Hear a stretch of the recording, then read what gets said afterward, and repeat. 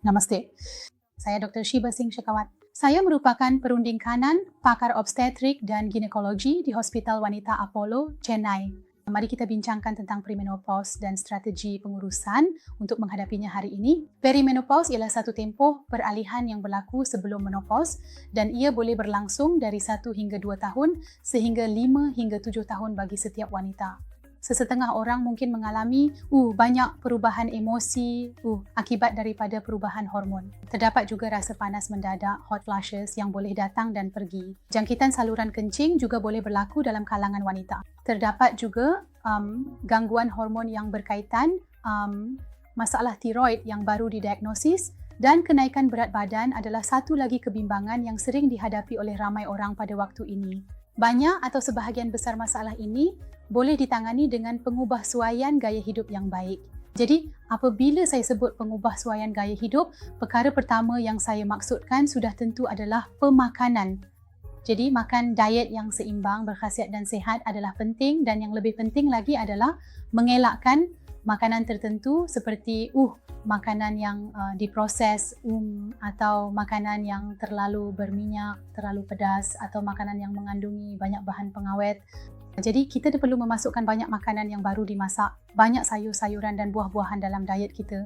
Jadi saya akan menasihatkan untuk makan buah-buahan sekurang-kurangnya 1 biji buah setiap hari yang boleh jadi buah tempatan dan mengikut musim. Anda juga boleh memasukkan banyak biji-bijian ke kacang yang akan membekalkan asid lemak penting serta phytoestrogen.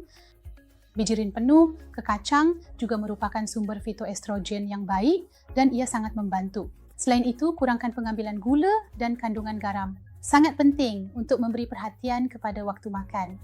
Jadi, sila makan makanan anda tepat pada masanya, terutamanya makan malam. Jika anda makan malam lebih awal, ia memang sangat baik. Makan malam lewat malam adalah punca utama masalah, percayalah. Perkara kedua yang saya ingin semua orang beri perhatian ialah aktiviti fizikal, bahagian senaman. Seseorang itu secara purata perlu sangat aktif secara fizikal setiap hari sebagai sebahagian daripada rutin harian. Dan yang kedua, masukkan juga sebarang bentuk senaman dalam rutin harian anda. Jadi, senaman boleh merangkumi kardio, sebahagiannya regangan dan fleksibiliti seperti yoga dan pilates, serta latihan kekuatan. Mengangkat beban ringan di gym sangat membantu, terutamanya semasa perimenopause dan menopause kerana ia membantu mengekalkan jisim otot anda dan juga mengekalkan ketumpatan mineral tulang anda. Dan bahagian ketiga ialah mengikut rutin yang baik, tidur pada waktu yang sepatutnya, memberikan diri anda 6 hingga 8 jam tidur malam yang berkualiti dan bukannya hanya tidur sekejap pada waktu siang. Selain itu juga kita boleh memasukkan strategi pengurusan untuk mengurangkan risiko tekanan daripada diet kita, daripada kehidupan kita, maka itu akan menjadi sangat baik. Tekanan seperti yang kita tahu, kini sentiasa ada di mana-mana, tetapi tekanan boleh diuruskan dengan memberikan masa untuk diri sendiri, mengurus masa dengan lebih baik dan mungkin melakukan sedikit yoga atau meditasi. Itu memang berkesan.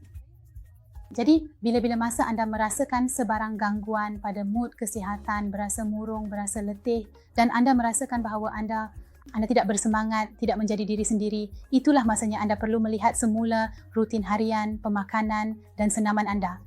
Dan jika semua ini masih tidak berkesan, serta tidur anda. Dan jika semua ini masih tidak berkesan, jumpalah pakar sakit puan anda. Pergilah berjumpa penyedia penjagaan kesihatan anda dan dapatkan bantuan.